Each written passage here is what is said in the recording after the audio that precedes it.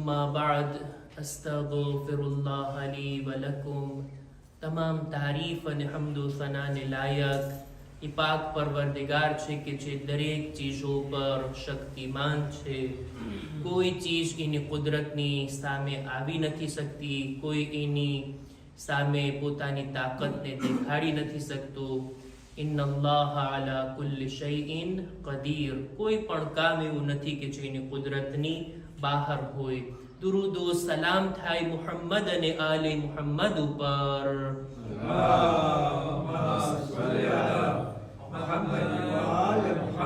કે જેઓએ અલ્લાહની ઇબાદત કરીને, અલ્લાહની ઇતાઅત કરીને, પોતાના અમલ થકી અને પોતાના નૂરાની શબ્દો થકી આપણી હિદાયત ફરમાવી છે। હવે આપણી જવાબદારી છે કે એમની હિદાયતના પ્રકાશને લઈએ અને ખુદ આપણે આપણી જિંદગીને નૂરાની બનાવીએ। ખુતબાની શરૂઆતમાં પોતાની જાતને અને ત્યારબાદ આપ તમામ મુમિનીનને તકવા, પરહેઝગારી, ગુનાહોથી બચવા, નેક અને દીનદાર બનવાની ભલામણ કરું છું। નહજુલ બલાગા આપણા ખુતબે જુમાનો વિષય અને નહજુલ બલાગાનો 199 નંબરનો ખુતબો આપણે શરૂ કર્યા હતા કે જેને આજે આગળ વધારવા માંગુ છું। આ ખુતબાની અંદર મહત્વના 3 ટોપિક ઉપર કે જે ફુરુઈદીનના છે, ઇમામ એના ઉપર તાકીદ કરે છે, વિગતવાર ચર્ચા કરે છે અને ચોથો પોઈન્ટ ઉસુલ-એ-દીનથી મરબૂત છે કે જેને પણ ઇન્શાઅલ્લાહ આપણે રજૂ કરશું। ફુરુઈદીનના અંદર ઇમામ 3 બાબતોમાંથી સૌથી પહેલી બાબતની જે આ ખુતબામાં શરૂઆતમાં બયાન કર્યા એ છે નમાઝ। નમાઝના બારામાં કુરાન મજીદની આયતોથી અને રસૂલ ખુદાની હદીસથી ઇમામ તાકીદ કરે છે અને એક અલગ અંદાજમાં, એક અલગ એંગલથી નમાઝ જેવી ઇબાદતને જોઈ અને આપણને આ ઇબાદતની પાબંદી કરવાની ભલામણ કરે છે। આગળ મૌલા ફરમાવે છે કે વઇન્નહા લતહુત્તુ ઝુનૂબ હત્તલ વરક, આ નમાઝ જે આપણે પઢીએ છીએ આપણા ગુનાહોને એવી રીતના ખેરી નાખે છે જેવી રીતના સુકાયેલા પાન ઝાડ ઉપરથી પડી જતા હોય।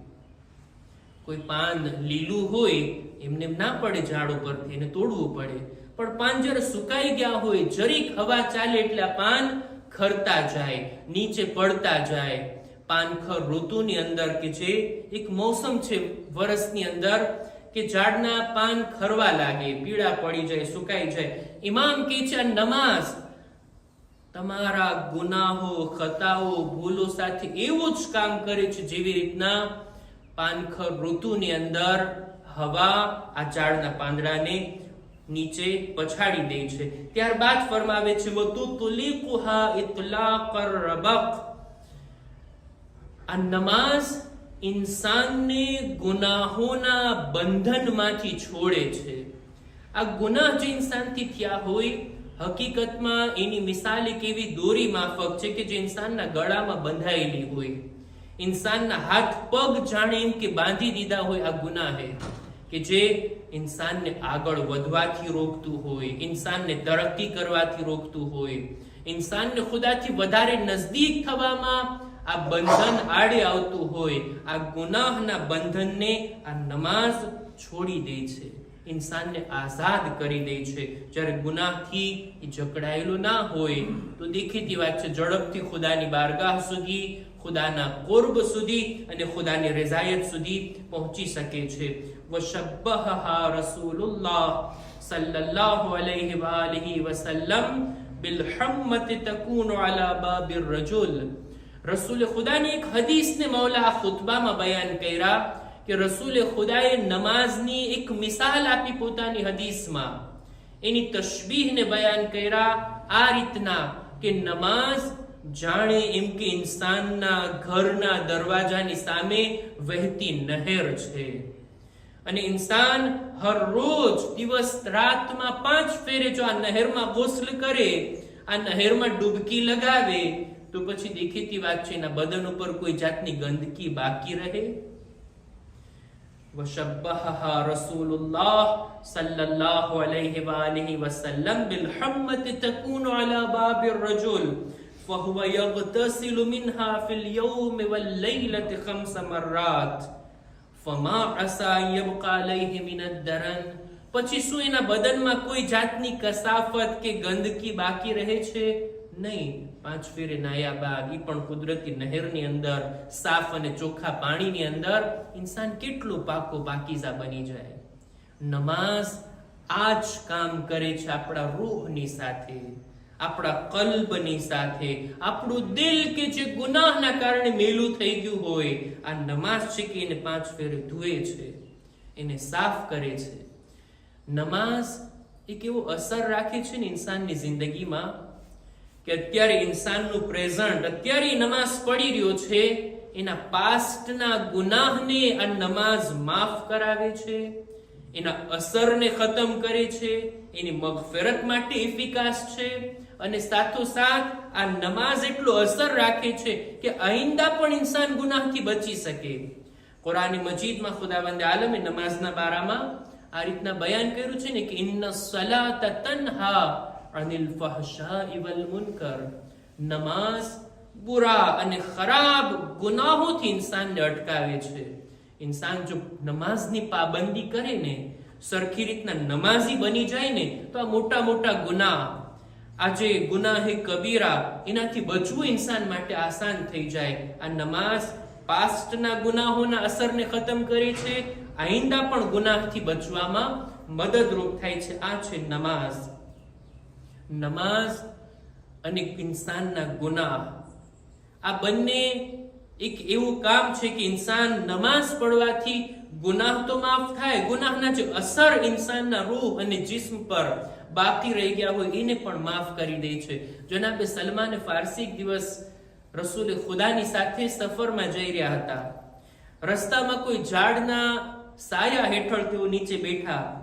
રસૂલે ખુદા આ ઝાડના ડાળીને જોયા કે એના દરેક પાન પીળા પડી ગયા છે. રસૂલે ખુદા ડાળીને હલાવ્યા, જરીક હલાવ્યા તો બધા પાન ખરી ગયા. રસૂલે ખુદાએ પોતાના અસહાબની સામે જોઈને કીધું કે આ મેં શું કર્યું, તમે કઈ સમજ્યા? યા રસૂલલ્લાહ, તમારા કામની હિકમત અને ફિલોસોફીને અમે ક્યાંથી સમજીએ? ત્યારે રસૂલે ખુદા કહે છે કે અત્યારે મેં આ ડાળીને હલાવી, બધા પાન ખરી ગયા. એવી જ રીતના જ્યારે બંદો સરખી રીતના નમાઝ અદા કરે છે, નમાઝ માટે ઊભો થાય છે, તો એના નામે અમાલમાંથી ના ગુનાહ આ રીતના ખરે છે, આ રીતના ખતમ થાય છે. અને આ રીતના અમલન રસૂલે ખુદા આ રીતના લોકોને દર્શ આપ્યા. ખરેખર નમાઝ એક એવી ચીજ છે ને, એના ઉપર ધ્યાન આપવાની જરૂરત છે. ગયા ખુતબામાં પણ આપણે અર્ઝ કર્યા હતા, આજે પણ નમાઝના વિશે બયાન કર્યા. હજી નમાઝની ચર્ચા બાકી છે આ ખુતબામાં, કે જેને ઇન્શાઅલ્લાહ આપણે આવતા ખુતબાની અંદર રજૂ કરશું. નમાઝ એક એવું કામ છે કે જે આપણી જિંદગીના દરેક કામોમાં ટોપ પ્રિયોરિટીમાં હોવી જોઈએ. મારી નમાઝ એના સમયસર, સારી હાલતમાં, હુઝુરે કલ્બની સાથે, ખુઝુ અને ખુશુની સાથે, ખુલૂસની સાથે મારી નમાઝ જો બરાબર અદા થાય ને, તો આ નમાઝ ઇન્સાનને ગુનાહોથી પાક કરવા માટે કાફી છે. ખુદા ઇન્શાઅલ્લાહ આપણને હકીકી અને ખરા નમાઝ ગુજારમાં શુમાર ફરમાવે. અહેકામ અને મસાઇલની અંદર આજે ચાહું છું કે રૂકુના બારામાં એક બે વાતોને બયાન કરું. નમાઝની અંદર રૂકુ કરવું વાજિબ છે, અને આ રૂકુ કેટલું હોવું જોઈએ? અમુક માણસો થોડુંક ઝૂકતા હોય, કોઈ બરાબર ઝૂકતા હોય, કોઈ વધારે ઝૂકતા હોય. નમાઝની અંદર રૂકુ માટે ઝૂકવાનો તરીકો આ છે કે ઇન્સાન એટલું ઝૂકે કે એની આંગળીઓ અને અંગૂઠો આ બધું એના ગોઠણને ટચ થાય, એટલું ઝૂકે. આ વાજિબ છે. ખાલી થોડુંક ઝૂકે તો એ કાફી નથી, બલકે નોર્મલ હાલતમાં, હવે કોઈને કમરનો દુખાવો હોય, કોઈ આંધી કાપે હોય, કોઈ બિલકુલ કરી જ ના શકે, એની વાત અલગ છે. નોર્મલ હાલતમાં કે આપણે જે નમાઝ અદા કરીએ છીએ, તો નમાઝની અંદર રૂકુને એવી રીતના અદા કરવામાં આવી કે આપણી આંગળીઓ અને અંગૂઠો આપણા ગોઠણ સુધી ટચ થાય. આ રૂકુનો તરીકો. અને રૂકુની અંદર ઝિક્ર જે પડવાના વાજિબ છે તે છે યા તો 3 વખત સુબહાનલ્લાહ પડે, અથવા એક ફેરે સુબહાન રબ્બિયલ અઝીમ વ બિહમ્દિ. આ એક ફેરે આટલું વાજિબ છે, યા 3 ફેરે સુબહાનલ્લાહ, યા પછી આ zikr.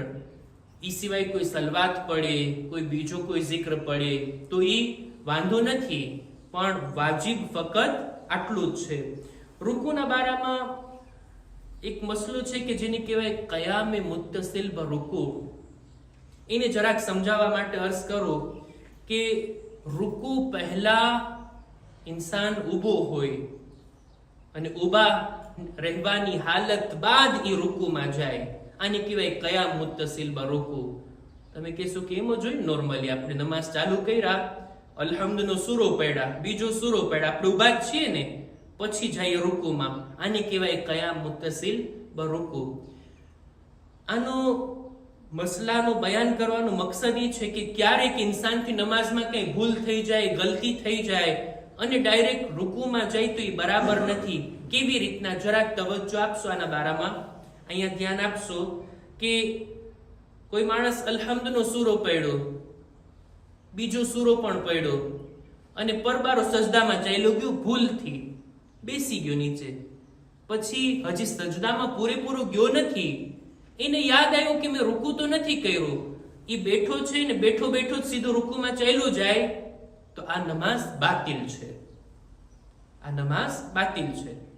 એને જોઈએ કે એનાથી ભૂલ થઈ ગઈ છે, રૂકુ વગર ઈ સજદામાં જવા ચાલ્યો ગયો, સજદામાં ગયો નથી, એને જોઈએ કે બરાબર પેલા ઊભો થઈ જાય પછી રૂકુમાં જાય. આ મસલો છે કે રૂકુમાં જવા પહેલા ઇન્સાન પેલા ઊભો હોય પછી રૂકુમાં જાય. મારા ખ્યાલથી મસલો ક્લિયર છે. વધારે એને બયાન કરતા મને એમ લાગે છે કે કન્ફ્યુઝન ઊભું થશે. ના સમજાય તો ફરી પાછો આ ખુતબાને સાંભળવામાં આવે કે જેની અંદર આ રૂકુના મસલાને આપણે બરાબર સમજી શકીએ અને એના ઉપર અમલ કરી શકીએ. ખુદાની બારગાહમાં દુઆ ગુજારીએ છીએ, પરવરદિગારા તારા રસૂલના આ મહિનામાં એમના વાસ્તાથી, એમના વસીલાથી દુઆ ગુજારીએ છીએ, પરવરદિગારા અમોને ખરા નમાઝ ગુજાર બનવાની નેક તૌફીક અતા કર. અમારી નમાઝો, અમારી બીજી બધી ઇબાદતોની તારી બારગાહમાં કબૂલ ફરમા. ખુદાયા અમારા મા બાપના ગુનાહોને માફ કર. ખુદાયા અમારી ઔલાદને નેક તૌફીક અતા કર. અમારા મરહુમીનની મગફિરત ફરમાવ. ઝમાનાના ઇમામના ઝુહુરમાં તાજીલ ફરમા. અમારો શુમાર એમના સાથીઓમાં કર. ربنا تقبل منا إنك أنت السميع العليم